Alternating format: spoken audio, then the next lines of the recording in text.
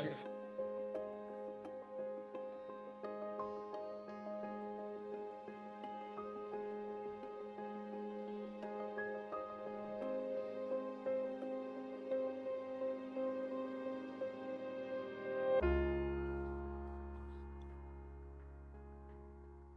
Arpit, can we start? Yes, sir. Please take out this sharing.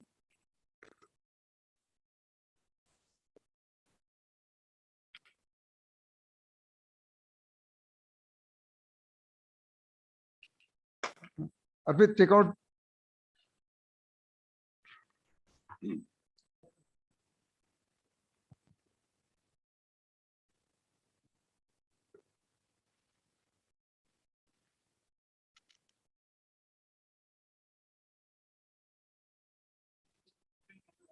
The 3D camera रखने चाहिए ये record करेगा 3D view आज first time नहीं करना चेक कर लेना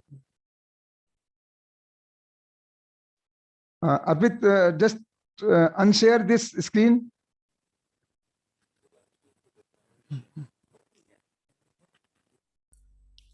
So nothing has been shared. This screen which is visible.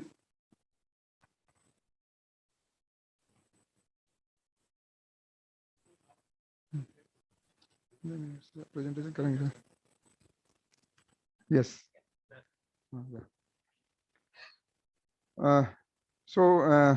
Welcome back to this important lecture series, 75 lecture series.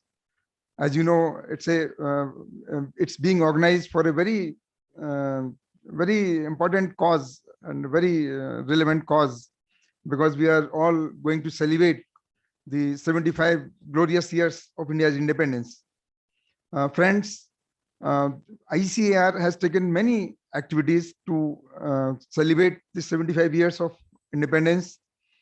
And one of the activity which is very popular now is the 75 lecture series up to 15th August 2022. And I am happy to inform all of you that we have already completed 50 lectures. And today is the 51st lecture. And these lectures are so popular now that wherever we go and wherever there is a meeting, even in the governing body meeting, one vice chancellor was saying it's a very useful lecture series for the students and for the faculty. So keeping in view the past importance of these lectures and other things, in the same series, we have a very important lecture today also. And the topic is the quest for a zero hunger, India lessons from the Green Revolution. And that is by a very prominent speaker, a very prominent researcher, Professor Prabhu Pingali. I will just briefly introduce about the speaker. Professor Prabhu Pingali is the founding director of TCI, and presently he is the chair of the ICAR governing board and a professor in the Charles Dyson School of Applied Economics and Management, with joint appointments in the Division of Nutritional Sciences and the Department of Global Development in the College of Agriculture and Life Sciences at Cornell University. Prior to moving to Ithaca in June 2013, Professor Pingali was the Deputy Director of the Agriculture Development Division of the Bill and Melinda Gates Foundation from 2008 to May 2013. Professor Pingali was elected to the US National Academy of Science as a foreign fellow in May 2007. He was the president of the International Association of Agriculture Economists from 2003 to 2006. He was also elected fellow of the American Agricultural Economics Association in 2006 and of the International Association of Agricultural Economists in 2009. We are all eagerly waiting for the lecture of Professor Pingali, and I'll not extend much, but I'll just also thank Professor Mahapatra, Secretary DARE and DG ICAR. He is chairing, and this is the first meeting today, I can just tell you, in the hybrid mode. The Deputy Director Generals, the directors of the institutes, Delhi-based institutes, they are physically present in this CAP 2, Krishi Anusandhan Bhavan, building 2. And we are just trying that. Let us see how best we can conduct this in the hybrid mode. And maybe subsequently we can shift from the hybrid mode to the totally physical mode. So let us just see how we proceed. And again, I want to thank all the participants, especially Deputy Director Generals, the representatives from the ICRISET. Dr. Padi is here, and other colleagues are here, and our colleagues, senior colleagues from the headquarters, they are all present here. So I hand over the proceedings to Professor Pingali to further take it. Thank you, sir. Thank you for accepting our invitation, and thank you for coming all the way from US to deliver this lecture. Thank you, sir.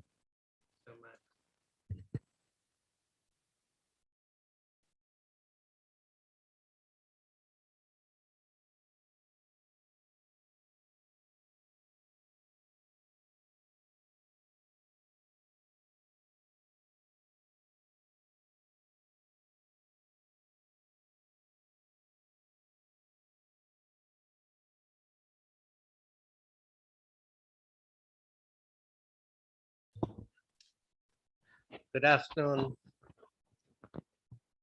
Thank you, Dr. Agarwal, Dr. Mahapatra. Ladies and gentlemen, it's such a great pleasure for me to be here in Delhi today in ICAR and to participate in the 75th anniversary lecture series, the 75th anniversary of India's independence. It's a great honor to actually be the first to do this in a hybrid mode. Initially, I was going to do this on Zoom, but since I was planning to be in India, I thought it would be good to do it in person. Imagine we're celebrating 75 years of Indian independence. Oops. Looks like.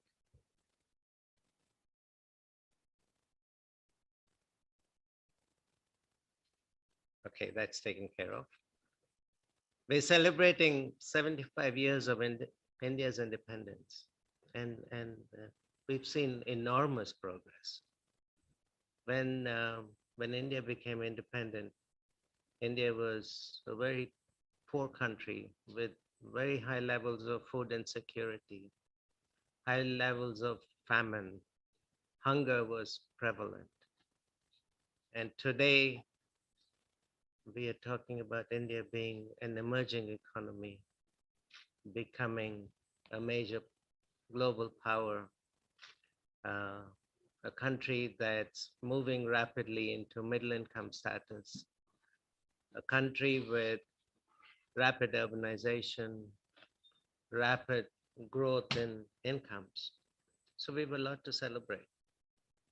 But even as we go through that process, and even as we recognize the major achievements, we should recognize that we're also a country with the largest number of hungry people. We're also the country with the largest number of malnourished children and underweight women. And we, as a country, we've been recognizing this problem. As a country, we've been recognizing this dichotomy between growth that's happening and the rise in middle class incomes, but at the same time seeing this problem of chronic malnutrition, chronic hunger, and chronic rural poverty. And that's being recognized, and it's recognized through government policy. And one of the ways that that recognition has come is through investments in agriculture and asking for doubling agriculture productivity. And thinking about using agriculture as an engine of growth as it was done in the past. So that's an important policy imperative that the government is pursuing. So as we look at agriculture, revitalizing the role of agriculture as an engine of growth, we need to then ask the question, what are some of the lessons we've learned from the past? what are the lessons that we've learned from the Green Revolution? The lessons which were positive and the lessons which were not so positive. And how do we use these lessons as we continue to promote agriculture as an engine of growth and as a way of enhancing food security? So that's what I'd like to talk about today. And so let me start with one slide that I think summarizes the best for all of us on what we have achieved in terms of agriculture in this country. This slide shows you what's happening to rice imports and exports since 1961. Look, can you imagine just little over 60 years ago, you had a country that was importing massive amounts of food, massive amounts of food grain, rice, wheat, etc. And our dependence on food imports was tremendous. But look what happened. Since about 1990, India has become a major food exporter. India has become a major rice exporting country. We haven't been importing rice since about 1990. We still have some wheat imports, but it's at the margin. So if I can think about one way to summarize the impact of our investments in agriculture, it's to look at the way in which we've transformed ourselves from being food deficit to becoming a food exporting country. I think what agricultural development has done is that it has made famine history. We no longer think about India as being at a risk of famines. Yes, we have hunger, but the idea of widespread deficiency in food availability is no longer something that we would worry about. Another slide that tells you how far we've come is to look at what's per capita availability of staple grains. And if you look at per capita availability of staple grains, even as populations have been rising, even as overall growth rate in population continues to be high, we find that the rate of growth in food supplies has surpassed population growth and the increased demand through rising income. So on a per capita basis, we've seen that overall grain availability has continued to be high and continued to rise.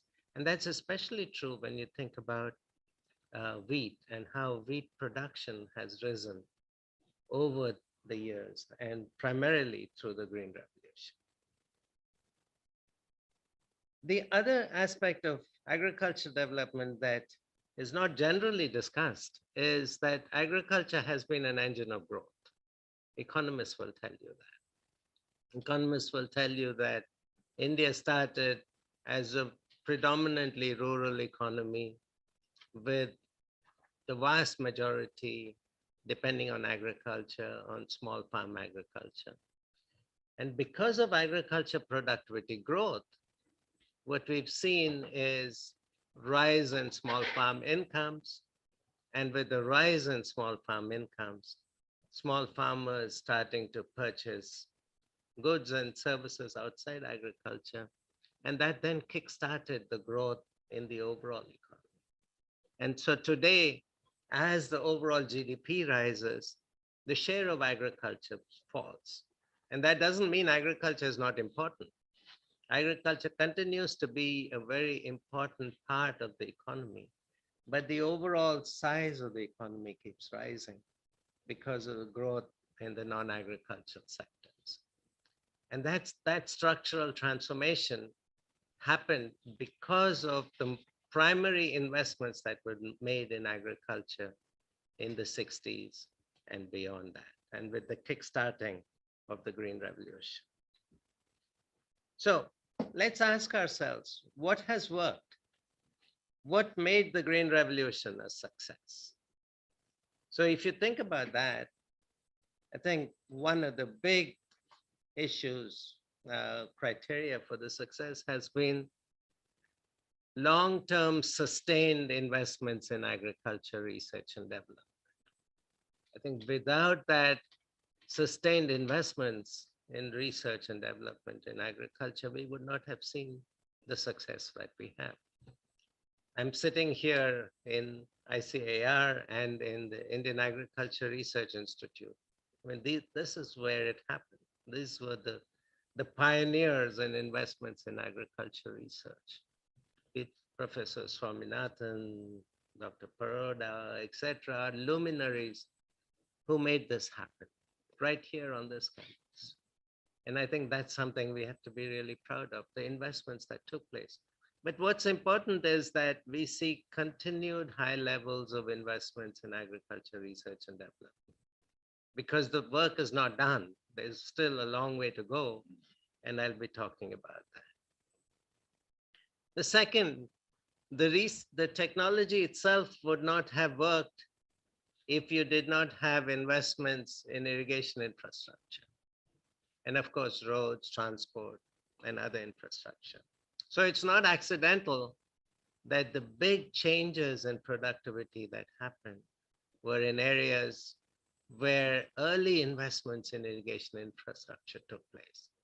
Areas such as Punjab, Haryana, some of the delta regions in the southern states like Andhra, Tamil Nadu, etc. These were the areas where the investments, early gains in the Green Revolution happened, and then subsequently groundwater irrigation using pumps, etc., created further opportunities for expanding in terms of areas adopted through the Green Revolution. But the third aspect of this is, as we think about the Green Revolution, we have to also recognize that the total area under cultivation, the net cultivated area, has remained relatively stable over the past 5 decades, even as overall productivity and crop outputs have increased. And that's been because of intensification of cropping. So you're going from single crop to double, sometimes triple crops.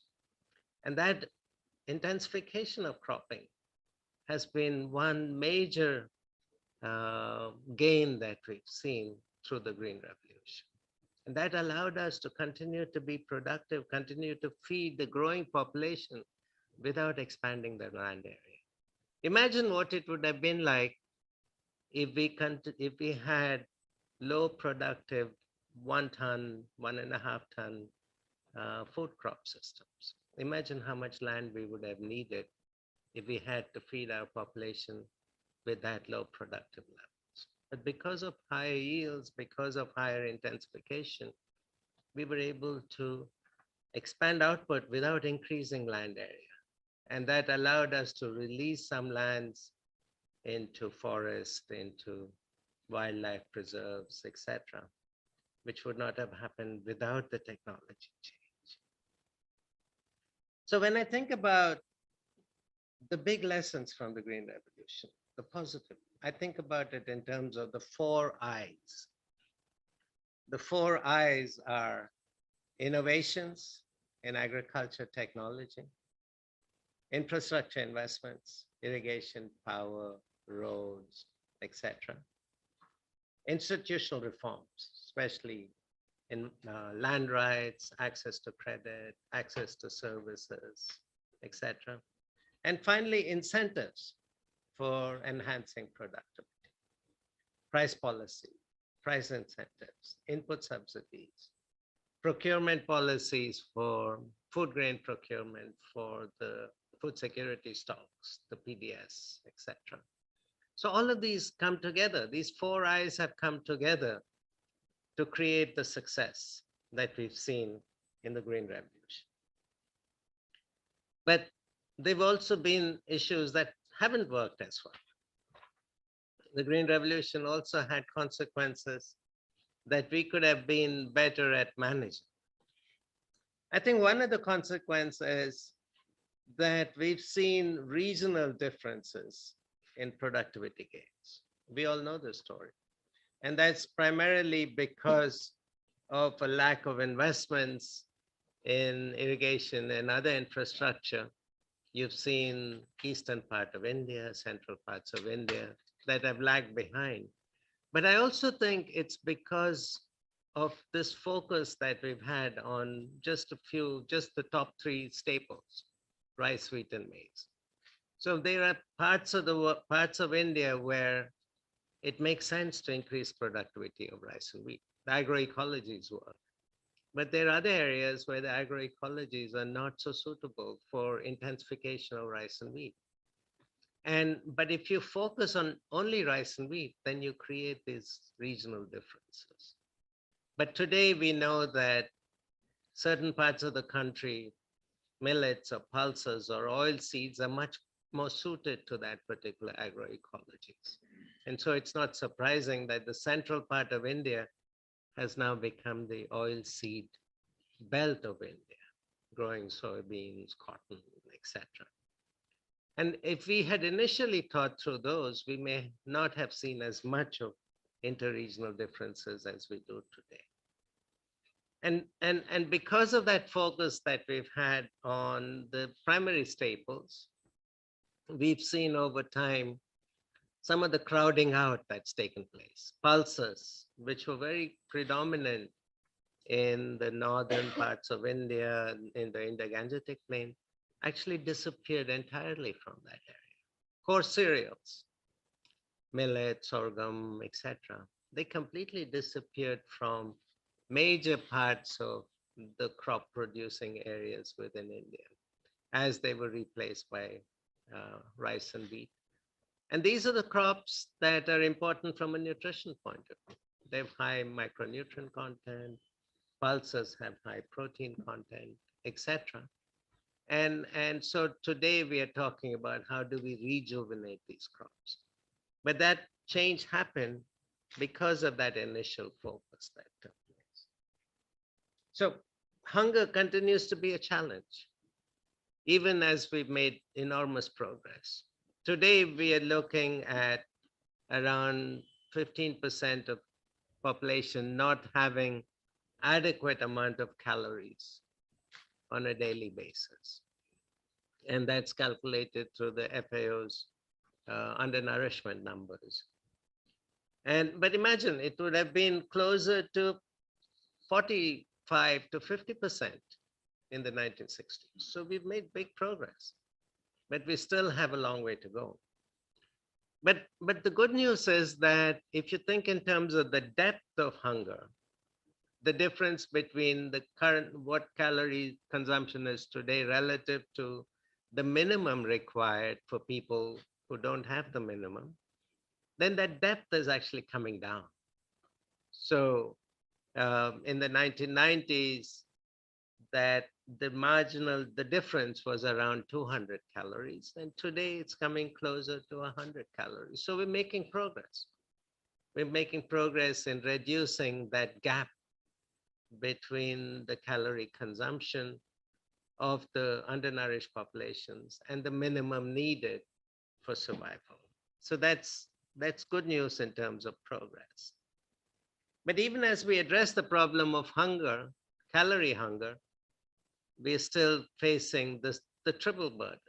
So the hunger problem, the hidden hunger problem of deficiency of micronutrients, and then the emerging problems of obesity. And that's something we need to be concerned about.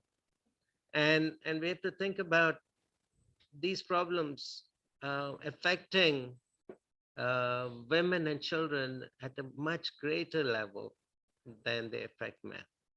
And so the gender difference, the age difference in the risk of malnutrition is much higher. And that's an issue we'd have to address rather than think about everybody being equal. And as I said, even as we address the chronic problems of malnutrition, this rising incidence of obesity rates is something that we need to take very, very seriously as we look ahead. So here's some data on child malnutrition. The latest NFHS data gives us an opportunity to see what's been happening over time since the early 1990s to 2021. And we see that there's progress. There's progress on reducing child stunting, underweight, and wasting. But we could do a lot better. Today, we're still looking at a third of the children being stunted and almost a third being underweight.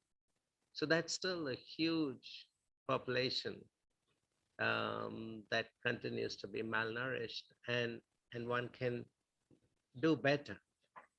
But the way one would think about it is to look at this not just at the national level, but to look at it at a more disaggregated level, to look at it at a regional level and even at a district level. And you find that there are certain parts of the country, especially in the eastern and central parts of India, where the child malnutrition problems are much more severe. And identifying these areas and identifying discrete interventions for those areas is really important. And certainly the work that's being done by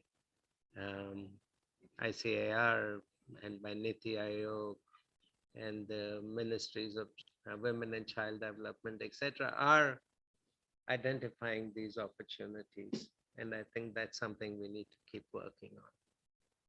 It's also important to know that the poverty issues are very closely linked to productivity and to improved nutrition. You find areas which have seen very high productivity levels have seen significant drops in rural poverty. And so today, rural poverty is really concentrated in certain geographies of the country. And addressing rural poverty in those areas can make a big difference as we make this transition towards middle income status. And the unintended environmental consequences is a story that's well known. We all talk about it. We talk about the effects of soil degradation because of intensive cropping, intensive water use, etc.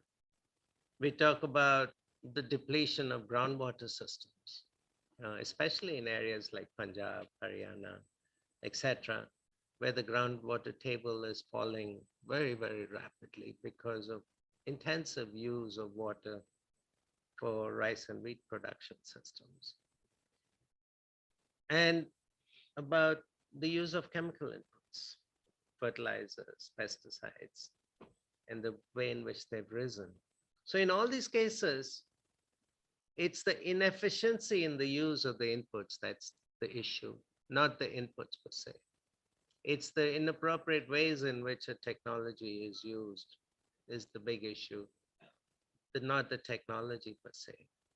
And that's related to the incentives farmers have to be better in how they produce their crops, to be smarter in the way they use inputs. And that the incentives are affected by cheap access to inputs and very subsidized pricing. So it's not surprising that if you provide electricity almost for free, then farmers will pump as much water as they want. And they would not worry about being more efficient. It's only when the incentives are right that you'll see the transition to a more efficient and a smarter production system.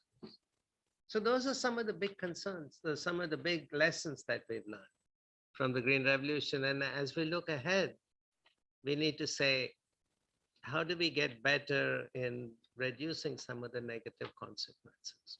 What should we do from a technology point of view, a policy point of view, an institutional point of view in order to be better while still enhancing productivity? And history is so important in allowing us to think through these issues. Otherwise, we'll be repeating the same issues that we've dealt with in the past. So even as we try to look at that and to look at increasing productivity, we should look at some of the new and emerging concerns that are coming up. I think one of the big issues today, as we look at agriculture and food systems, is that we are no longer looking at a predominantly poor country. You're looking at a country that's become much richer with a large share of middle class population and rising middle class populations with rising incomes. And as that happens, the demand for food also rises. And overall demand for the quantity of food rises, but also the quality and diversity of food rises. So you'll see an increase in demand for non-starchy foods, fruits, vegetables, etc. And the demand for staple grains leveling off and declining over time. And the data on this is very clear. So over time, when you look from the 1970s to today, you'll see that the share of cereals in total consumption beginning to drop relative to the share of other food groups, vegetables, fruit, livestock products, etc. The challenge for us is how do we enhance the productivity of all these other food groups? How do we enhance investments in fruits, vegetables, livestock products, etc., so that we can repeat that same productivity trends that we've seen for the basic staples? And that's going to be a big issue. It's a big issue because even as people are making the transition, the price of non-staples is high relative to staples. So recently, the Lancet journal put together a commission to look at what a balanced diet would look like in different countries. And they will put out a report on what the Eat Lancet minimum standards would be like for a balanced diet. So I took this information and we published a paper on that, the references down there, where we said, if you took those recommendations for the balanced diet and tried to apply it to rural India, what would that look like? So on the left-hand side, you'll see in rural India, and here we had primary data from UP, Bihar, Orissa, and Maharashtra. You'll see the actual cost. If you take all of the food groups and take the minimum price in each of those food groups, the actual cost that for the diet that's consumed today is close to around 50 cents per person per day. In US dollars, we calculated that, but we can do that in rupees. And if you think about the Eat Lancet recommendation, again, looking at the minimum cost per food group, the Eat Lancet recommendation works out to be around $3.50 per person per day. Now, there's no way that you'll be able to go from 50 cents a day to $3.50 per day. So there's no point really of us saying, here's a balanced diet that you should eat, when we don't have a mechanism to provide a supply of those food groups at a price that's affordable to rural populations, especially the rural poor. And this price data makes it very clear. This price data shows that over time, your staple grain prices, I don't know if you can see those, if the staple grains would be in the blue cereals, that the staple grain prices have become relatively stable. Over time, there's been up and down, but relatively stable. But the big price differences, the big price rise has been in vegetables, fruit, pulses, etc. And when we think about a balanced diet, that's where we should be. So what we need in terms of investments is to get to a way in which overall supply enhancement, overall investments in value chains, etc., and rural markets and infrastructure in order to bring down the relative price difference between fruits, vegetables, pulses relative to staple cereals. And that's a major challenge, I think. And that's one that needs a lot of focus. So that's one side of the story. But one of the consequences of having this big price difference between the more nutritious food and the staples is that you begin to see this movement more and more into processed foods, more and more into fatty food, high sugar food, high energy diets, etc., rather than a balanced diet. And that then brings in much of the obesity problems that we are seeing today. And unless you can correct that food system to be more balanced and more nutritious, we won't be able to arrest the obesity issues today. But what's interesting about the obesity incidences are pretty much in the areas where productivity growth has been high, where incomes have been rising, where urbanization has been high. So this map on obesity is the flip side of the map on undernourishment and micronutrient malnourishment. And so these more progressive states are the ones where the obesity issues are emerging much more greatly. And that's something I think we need to be looking at. How do we address that? How do we create better food systems for these areas? And just to add to that point, as incomes are rising, as urbanization is happening, the obesity trends will continue to be important. And it's something that as a government policy, we need to take as seriously as we take the undernutrition and the food security issues. Then, of course, as an emerging concern, the concerns around climate change. Climate change issues are a big concern. Climate change impacts on agriculture, but also agriculture's contribution to climate change. The issue of agriculture's contributions to greenhouse gas emissions is really important. The contributions to greenhouse methane emissions, nitrous oxide emissions, etc., that come from intensive rice production systems, intensive livestock production systems. And how do we double productivity while minimizing the emissions or minimizing the net increase in emissions is something that's a challenge. And related to that is the energy use in agriculture as that's rising. And how do we get more efficient in energy use? How do we get more efficient in terms of renewable energy use, solar power in particular, as a mechanism to manage this trade-off between productivity and climate change? So one of the things my group at Cornell does is, as we think about nutrition, as we think about food security, we think about it in a multidimensional, multi-sectoral sense.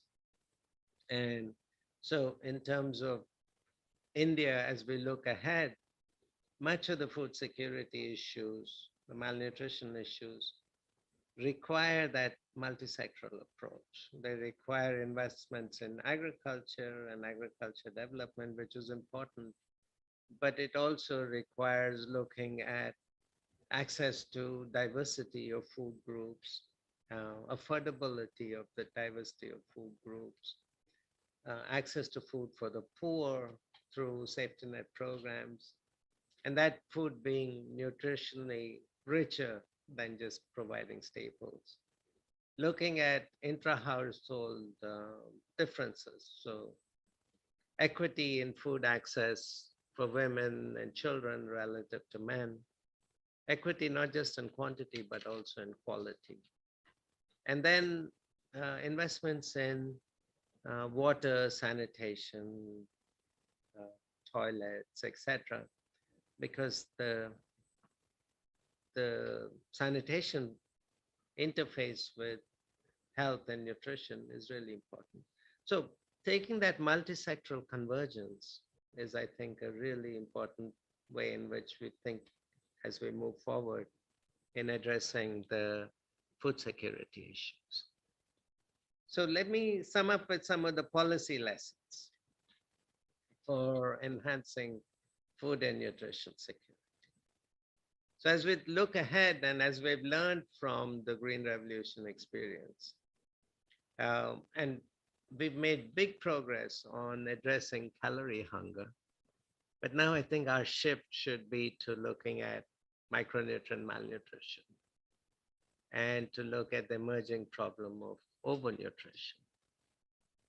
And it's really crucial that food and agriculture policy should look beyond staple grains and to focus on enhancing the availability and affordability of diverse nutrient-rich foods. One of the ways in which one would do that is to promote smallholder supply of this diversity. And that happens through investments in rural markets, investments in value chains that bring in smallholders and make it create opportunities for smallholders to participate in this growth process, in this growth in demand for diverse foods. And to promote incentives for being smarter and more efficient in farming and more efficient in input use. Price policies, input price policies, input subsidies, etc., are important areas that one needs to look at if we want to be more smarter and more efficient in the way we farm. Then India has one of the largest food-based safety net programs, the PDS program, the midday meal program, the ICDS programs, etc.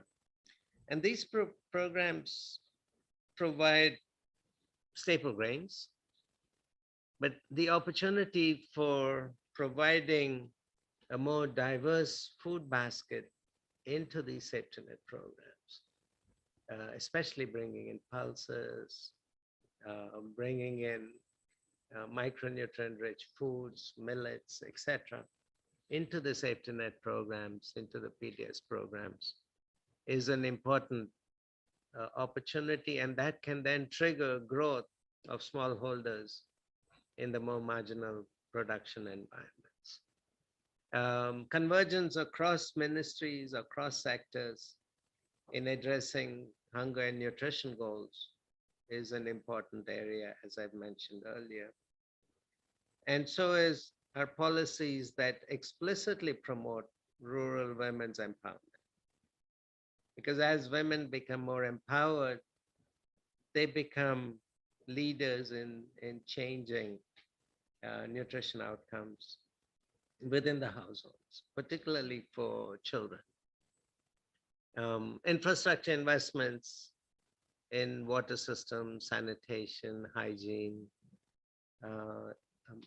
for improved health and nutrition outcomes, and that interface between drinking water, sanitation, and food systems is a really important interface that we should be looking at.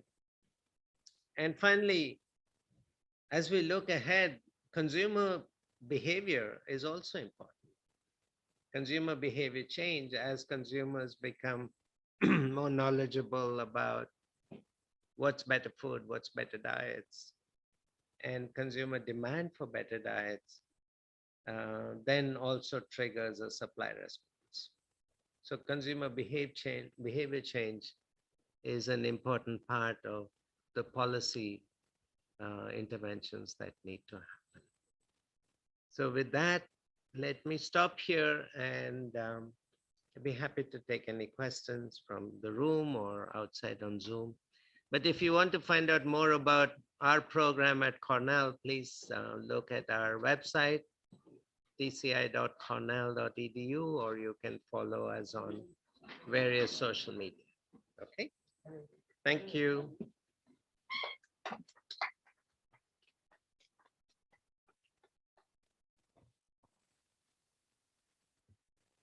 So thank you very much, Professor Pingali. Friends, if you have any query or questions or clarification, you can please put it in the chat box, or if there is a request, we can also allow you to speak. From this house also, I request maybe the economist, our Dr. He has taken over as the director of NIF. Just, I think this is your first day today? Achha, third day, okay. First, yeah. Put on. As usual, it is very always pleasant to listen to you, particularly on the issues related to nutrition, and food security. But one thing that, of course, it bothers us in India, what bothers us, despite a significant progress in agricultural production, be it the cereals or the horticulture products or the livestock products, but still this problem of undernutrition or malnutrition, it remains. So I don't know whether it is the problem of the supply side, or it is the affordability, or it is the distribution. Because on distribution front also, we have huge surpluses, Now, day before yesterday, I was reading the newspaper that this year we exported 21 million tons of rice and 7 million tons of wheat. That's a very big achievement. So this casts some kind of doubts, particularly on the norms, or the nutritional norms, calorie norms. We are depending more on the FAO norms or the global norms. So we don't have our own norms. Today there was a news item from the NIN that we are revising the norms based on our own standards. So maybe that is some kind of another issue. Of course, that is maybe there are some extraneous factors. Particularly as you have in the end, you have highlighted the role of sanitation, hygiene, drinking water, and all those good, because they also govern the nutritional outcomes of the people. Now, another point, of course, that where we have faltered, particularly on the agricultural growth point of view, there is no denying that fact that economic growth is mirrored in the agricultural growth.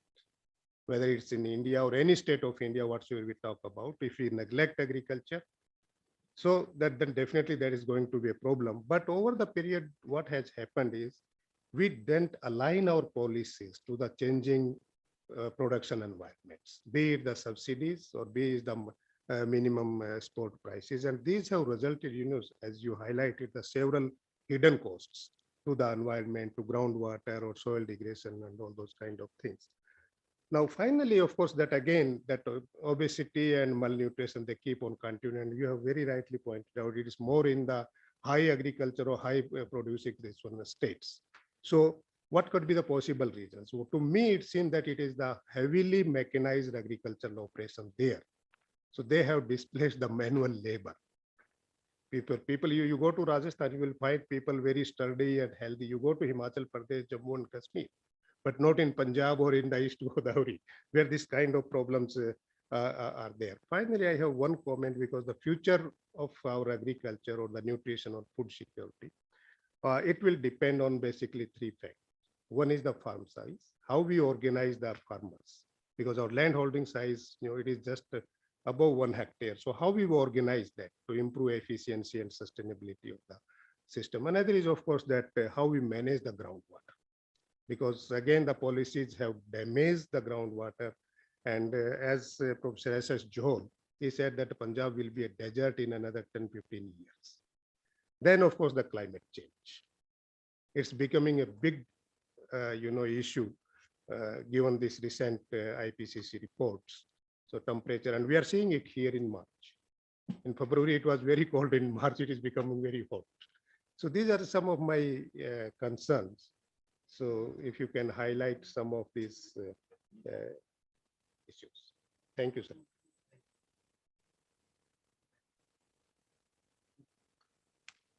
Well, thank you, Dr. Bertham.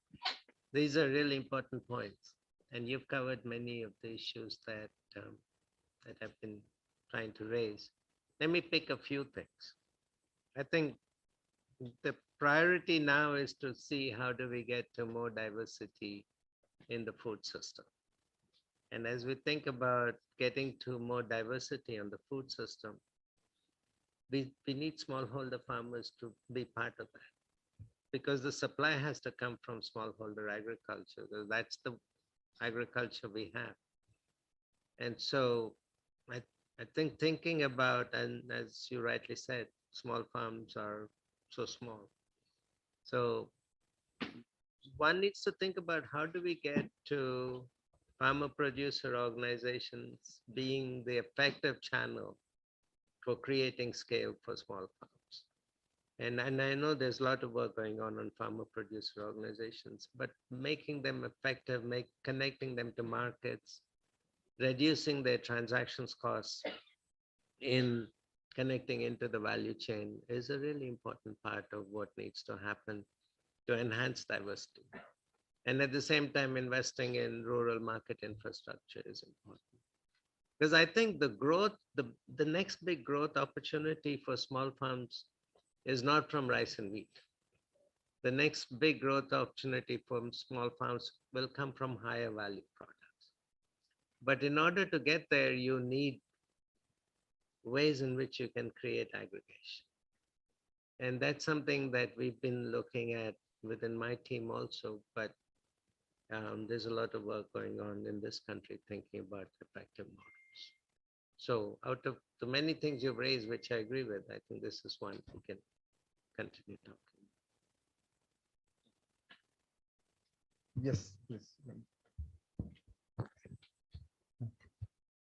Good afternoon, sir. This is Dr. T.R. Sharma, Deputy Director General Crop Sciences. I have enjoyed your talk very much, and it has covered a lot of things when you talked about diversity in our food system. But in spite of the fact that we have tremendous diversity in our food system, still we are unable to encash on it for alleviating malnutrition. How to make it more popular in present context when fast food is really taking up in big way in our children or other population, which is now diverted towards or attracted towards fast food. Thank you very much. It's a really big question. And it's a global phenomenon, right? Because it's as growth has happened, as urbanization has happened, access to processed food, access to fast food is a way in which people have been trying to manage time constraints, even while trying to feed their own households. And you know, in richer countries, fast foods tend to be very cheap. And so poorer populations tend to depend a lot more on fast foods. Whereas in countries like India, it's still fashionable. And so you'll find middle class populations going into for more consumption of fast foods, burgers, pizzas, etc. So I think this is where behavior change plays a big role. I think behavior change that comes through schools and colleges, but also through families themselves, talking about what's a healthy diet, what's a balanced diet, and you know, what are the consequences of large-scale consumption of processed foods and eating out behavior. This becomes a really big part of the behavior change discussion that has to take place. I can't give you a good model of how to do it because every country is struggling with this. Every country is trying to get better at managing this. And it doesn't help when you go into small rural villages and it's easier to buy soft drinks and chips than it is to get fresh food. So that's a challenge I think we all need to be grappling. Thank you, sir. Yes, Dr. AK Singh. Yeah. Thank you, sir. You can use the mic. Yeah, thank you. There's Thank you, some sir. My name is questions A.K. on the Singh, and I'm working as DDG Horticulture. It was really a feast to watch your presentation, sir. So many facts which are so close to the thinking plots of India. When we talk of the access to the balanced diet, the economic as well as the physical access also is a big impediment in that. So often when we visit the farmers, those who are cultivating the horticultural crops, particularly leafy vegetables and more nourishing vegetable crops, they don't know the value of these things. Although they are selling in the market, buyers are coming there, or they themselves are going to the market, but they don't know themselves that how valuable is these vegetables are for them in terms of the balanced diet.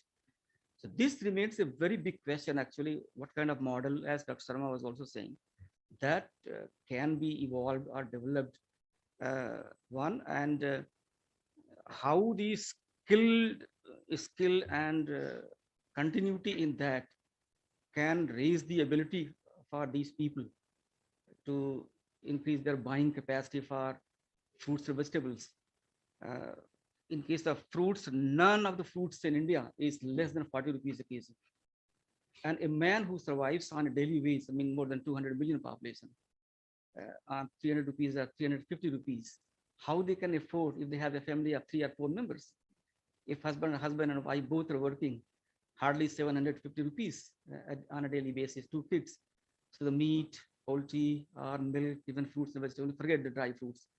That is really a very big stumbling block to me, it appears, in the process of realizing a dream of a scenario devoid of malnutrition. Thank you, sir.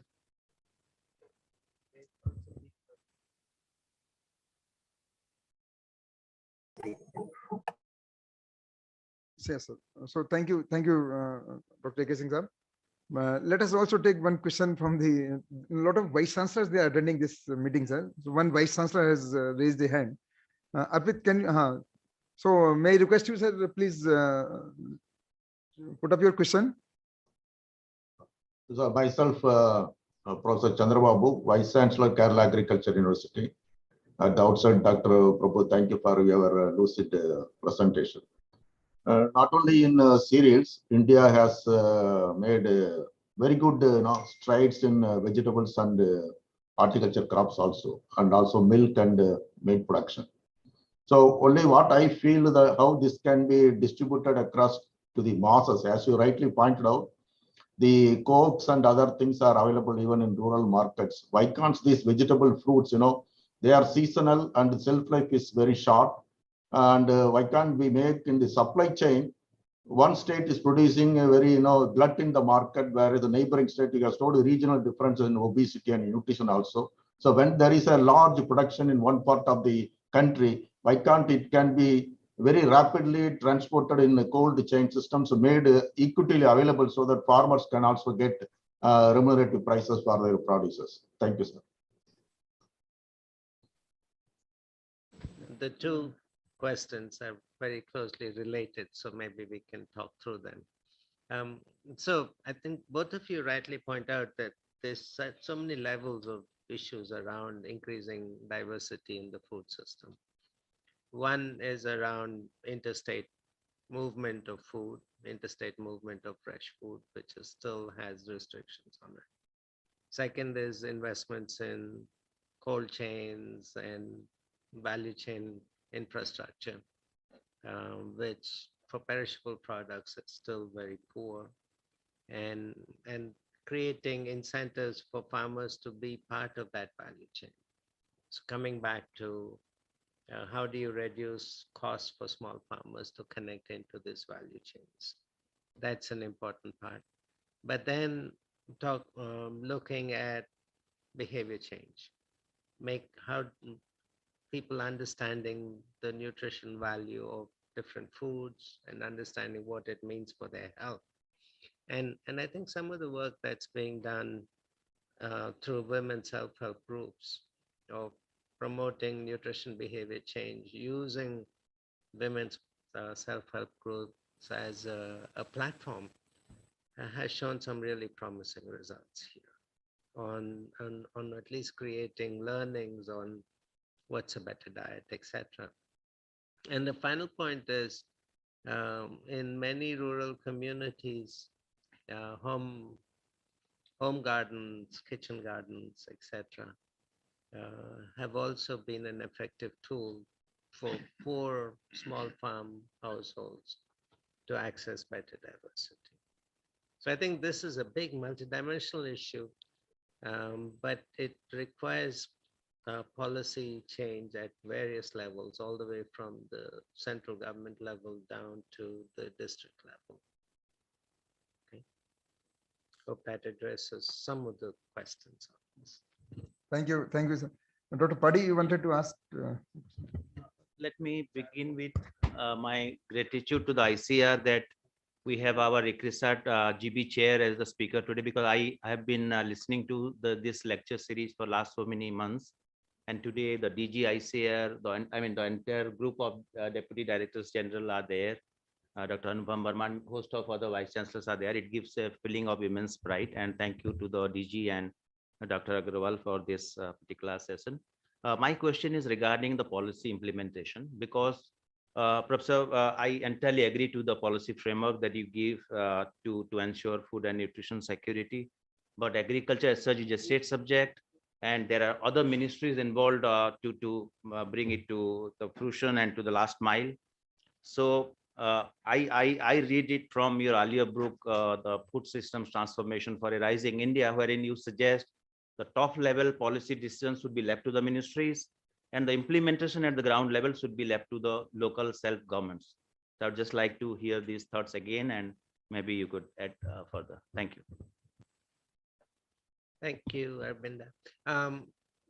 Actually, some states have done better than others, right? So if you look at a state such as Kerala, they've had much more success in creating a more diverse food system and improved access to perishable foods.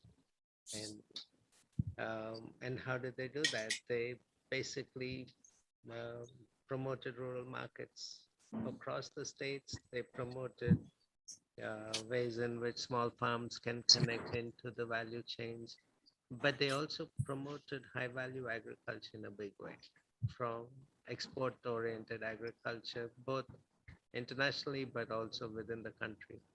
And that created an opportunity for small farms to connect in. So that market orientation played a big role. And in some other states, the focus, while there's acknowledgement that there's need to improve diversity, explicit policy hasn't been in place. So if you take any of the East Indian states, you don't have the cold chain infrastructure, you don't have the transport infrastructure and the communication infrastructure. Unless you put some basics in place, the private sector will not come and build that value chain. We can talk about aggregating models for small farms. That's one part of it. But unless you build that chain, aggregation models will not work. So taking that picture in view, and that has to happen from the local governments. And state governments have to play a big role in that. All the way. I mean, organizing farmer groups, etc., panchayats would play a big role in that. So it's policy change at all levels, I think, is really important. Thank you, Professor Pingali. Yes, Dr. Mohanty, he's our Assistant Director General. So, Dr. Mohanty, can you put your question?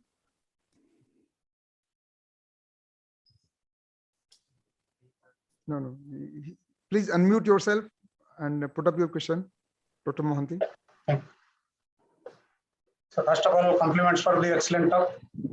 Then I would like to know how much you feel that lack of nutritional knowledge is also a big contributing factor.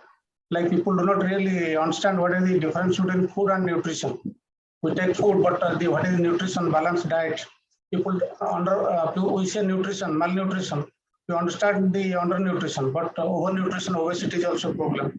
Suppose a rural setup, people take food. They do not know the combination. People take rice and potato. Instead of rice, if they take rice plus say dry fish even or some vegetables, it makes some balanced. So how much that contributes to this problem? Thank you, sir.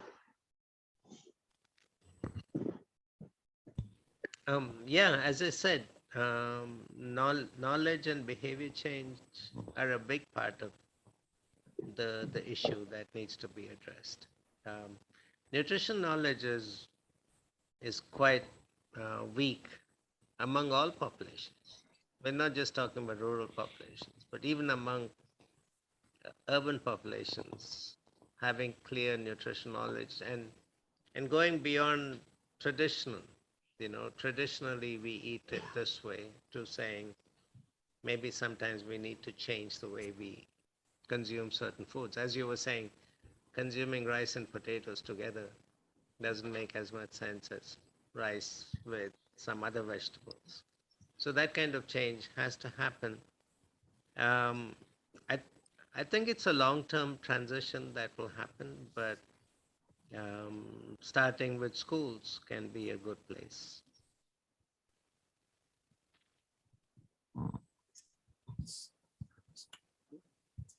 Yeah, Dr. A.K. Singh, Director IA, right? Yeah, please. Yeah, I think the question was partly answered. That was one main question that I had, that illiteracy among literate. Forget about those who are not literate, but illiteracy among literate is the major problem in the people who have both physical as well as physical address to good nutritious diet, but because of lack of knowledge, they are also suffering from all problems. The others are suffering because they don't have access. The other point was Dr. Birthal mentioned about the states with high productivity associated with high obesity. Punjab, you mentioned. So also one region, in addition to high mechanization, is most agriculture in these states is dependent on the migratory labor coming from, eastern UP, from Bihar, and then hardly people, landlords working there doing any physical work. Thank you. May I ask a question? Hello. Dr. Aptaji, please. Yes, thank you very much, Dr. Agrawal. My compliments to Dr. Pengali for a wonderful lecture, and at the end, the policy shift which he has suggested. I have a question to Dr. Pengali. Of late, Government of India has been promoting natural farming, and natural farming does not involve any input, external input. So what is your opinion on the likely impact of this technology if it is adopted in a big way, especially among small and marginal farmers? What's going to happen? What do you think? Thank you, Dr. Gupta, for putting me on the spot. Yeah. So the way I think about natural farming is it's an important area for India to look at and to see where are the opportunities. And some of the opportunities are going to be in perishable products like vegetables, fruit, etc. But I want to be careful to say natural farming cannot be the answer to all farming issues within the country. And to think that India will transform itself where you have how many hundreds of millions small farms, that all of India will go into natural farming is going to be a really difficult proposition. And one of the issues around natural farming is it also requires a lot of labor, and it's very labor intensive. And so you're asking farmers to really increase the labor input when the scarcest input in farming today is labor. And because of off-farm employment opportunities, etc. So the recent surveys that were done show that in an average Indian farm household, more than half the income comes from outside the farm. and that means the opportunity cost of labor is very high. So that time that they spend working outside the farm would have to be brought back into the farm to do natural farming, which means the returns to that natural farming would have to be so much higher. So which would then say you have to be focused on really high value crops and not on low value crops. So that's one issue. But I have a second issue. The second issue is it's not either or. I think you can look at ways in which you can be much more efficient and much more environmentally conservative in the way you do farming relative to what we're doing today. And that can come through more efficient use of inputs, through better inputs, through better technology adoption, etc. So I plead for a mix. I plead for a mix of options for a country of so many hundreds of millions of small farms. In the same way as not all of us will do things exactly the same as urban professionals. Each of us chooses to do some things differently. We should expect something similar from the farm community where we provide great options and then the choices would be what they would pick. Sorry for a roundabout answer to your question. Thank you very much, sir. And thanks to all our audience for putting the questions. May I request now Dr. Mohapatra, the Secretary DARE and DG ICAR, who is chairing this session, to give the remarks, chairman's remarks, please.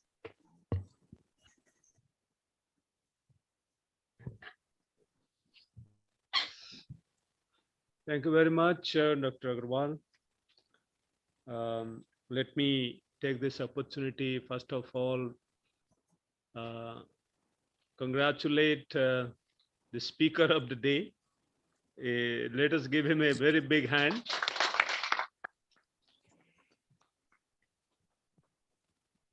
Dr. Pingali talks very smooth and very calm. And with that calm voice and with that calmness, he communicates very effectively. And that's what we have seen. Difficult topics and described in simple terms with graphs which speak for themselves, and describing very nicely how India's agriculture has moved, and starting with that the famines are the past events, and we have started forgetting famines in this country. And famines used to strike us very regularly, and we have to beg and borrow and then import, and that's what he highlighted, how rice import has declined, and after 1990s, how we are increasing export. And so also in other items, and that's a very important point which is he highlighted. And that's a lesson that technology, innovations, and other in fact interventions that this country put in place. That's what he said, that 4 I's, the incentives, the infrastructure, the institutional reforms, and so on and so forth. These have contributed very significantly to what we see. Of course, the base of that was the innovation, and without innovation, it could not have happened. Investment has happened not only in the infrastructure sector, but also in taking the innovation, developing innovation, of course, and then taking the innovation to the end users. So these are the kind of drivers of change that happened in Indian agriculture. We not only became food self-sufficient, but also we see with regard to milk, with regard to other sectors. Of course, he focused on food grains, but that has happened in many sectors. But we have challenges. He has highlighted, in very clear terms. We all describe challenges, but his way of description and presentation of those challenges were very interesting. Putting the triple burden of nutrition in a perspective. We have hunger, we have hidden hunger, and we have also obesity. And these, you see in the country and across regions. Of course, he has given this aggregated picture, for whole of India, and how these challenges are there, but certainly there is a variation region-wise. And once we understand those problems region-wise, certainly we should be able to address them. Of course, challenge of climate change, land degradation, and other issues he has described, and then food preference and the diversity, as it was described and presented by in the form of questions by the others, particularly the DDGs and all that, those who are present here, that the food availability is there, but hunger still persists. We are exporting, and we say that hungry people are still there. Even calorie hunger is still there. Protein hunger is still there, and hidden hunger is still there. And and then stunting and all those challenges, particularly in children and women. The malnutrition, which is so pervasive, and across states that you see that those problems. So these are real challenges. So making nutritious food available to those who need and those who do not have adequate purchasing power is a big challenge. So all those were highlighted by Professor Pingali. And finally, giving the solutions, how one can actually, deliver on the targets. Many important points he has talked about, while presenting his lecture, and also while responding to the queries and questions of those who are attending. Multi-sectoral approach is certainly required, and nutri education is so important, which came out while discussion. Whether it is uneducated poor in the rural setting, or the educated reach in the urban setting, and everywhere the education literacy is so important. And in fact, while we are asking questions, we also remember that we all have a responsibility. And how do we really spread this literacy all through? And we have to bell the cat, actually. Who will do it? And it's a big responsibility for us. And Prabhu Pingali Sahab did not mention that what ICAR should be doing, but actually it's explicit that ICAR has also a role to play. And how do we do? And growing high value commodities despite the fragmented land holding, and aggregation happening, but aggregation to take off in the form of value chains for rural infrastructure to be there in place. And these are very, very important points. And obviously, central regulations and schemes alone would not really be sufficient. The local governments and their participation and their role would be very, very crucial in contributing to that. And very important points which he highlighted, that in this revolution that we talk about, the demand side and supply side, he talked about the farmer producer organization as a solution to the small, fragmented land holdings, but how effectively these FPOs would work and how successful they would be. So that would determine the supply side issues, particularly in the context of small marginal land holdings as we go along. And precision and smart farming, which he highlighted, I think that's another important point.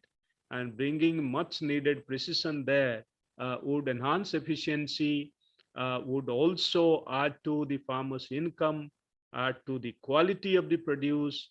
And many important points he has highlighted. I would not like to really go into those details, but these are the issues. I think strengthening rural markets would be very, very important. That's the reason why the concept of e-market has come, but success of it depends on many factors. Somewhere it is successful, somewhere it has its own problem, but then more and more markets are getting linked through e-system, and as we expand this, certainly, there would be more benefits accruing to regions which were neglected. He talked about Eastern region, he mentioned about it, that there are issues and concerns still persisting there. So we all know this, but then how do we really address them? So it's not easy. So, bringing, equity and of course, in the context of attitude change and so many things he has talked about, so I'll not go into those details. So it's a feast, really, Dr. Prabhu Pingali Saab, and we all thoroughly enjoyed. And there would be, there are messages for us to take home. And when we prepare this document on 75 lecture series, so we would be at least 4 or 5 action points for us to work on, to implement and develop a further detailed, implementation plan. So you'll be actually doing that. And I'm sure if there is any, further guidance required, Dr. Agrawal would be, discussing with you and getting your viewpoints. And in fact, that's what I have said, that every lecture should have at least 5 recommendations, which we would be further deliberating for the purpose of implementation. And anywhere we need further inputs and guidance, we would certainly get back to you. And that is very, very important. So as we are discussing that the 75 lecture series must not end after 75th one. And we must continue because they are all learning experiences. So much of richness is there in each one of those lectures. The other day, Mr. Atul Jain presented about the local food system and linking that with the life cycle and how in traditional Indian system, the food is linked to a particular stage of development, and how that particular development stage needs are adequately addressed through different kinds of food items which are traditionally thought about. There must have been some research, some observations, keen observations on that. So very interesting. That was, collected from various regions of the country and presented very nicely, and putting some graphics there and very interesting ones. So likewise, so I think, these series of lectures, those who are attending, certainly they would realize, and otherwise these lectures are there. Anybody wishes to hear, listen to any one of these lectures can really, take advantage of and learn, even if someone has missed. So today it was a very fortunate day for us that Professor Prabhu Pingali, having a vast experience in international organizations, working in various organizations, mention was made about a few of those, and then, his own in-depth, knowledge as a teacher at Cornell. He continues teaching. I mean, that's what was very, very evident. Very smoothly, explaining the difficult aspects of the complex aspects of food systems in India. And it's not just production, and he went to various other things, the supply and then market and many other things. So basically comprehensively covering the food system in India. So thank you very much, Professor Pingali, for agreeing to our request and coming over to this place and physically being here with us to deliver the lecture. So we thoroughly enjoyed. So profuse thanks to you, and hopefully we would continue interacting to learn more and getting more critical inputs. So about issues, some of those issues that you just described. Profuse thanks to Dr. Agarwal for continuing this agenda, and despite all odds, it's not easy that every week you have a lecture and then you have to arrange and then successfully get it done. So thank you very much. So thanks to all of you, all colleagues who have joined here physically, and all those who have joined virtually. Many seniors were here, Professor Burma here, who has joined physically. And thank you, Professor Burma, for being here from my side. And also Professor Arbi Singh, I didn't see him today, but he used to be there. Professor Gupta and many other vice chancellors. Thanks to all of you. Thank you very much. Thank you, sir, for nicely summarizing. So first of all, I am thankful to Professor Pingali for having agreed to deliver this important talk on a very important topic, and that what we have achieved from this green revolution, and what could not work, and what are the policies. And the lot of questions we got from this house and from those colleagues who were who joined through this virtual mode. And still, after we took the last question, there are three, four more questions, and people are just complimenting you. So we'll just pass on those questions to you, friends. It's a very important series, as I told you, and widely attended by the persons. The next lecture is on 11th by the Secretary DBT. So please be ready for that. And this is your first lecture, as I told you, in the hybrid mode. But I think there was no problem in the voice or in seeing anybody here. So we can continue this hybrid mode whenever required, whenever possible, in arrangement with the speaker. So thank you all the esteemed colleagues. Our all Deputy Director Generals are here. Especially I am thankful to Dr. Padi, who could make it to bring Professor Pingali, and then Professor Anupam Verma. I think it's a surprise for us that you could make it, and all our director colleagues, senior colleagues from ICAR headquarters who have physically joined, and all those who have virtually joined. So thank you once again, and we wish to see you in the next lecture. Thank you. Namaskar.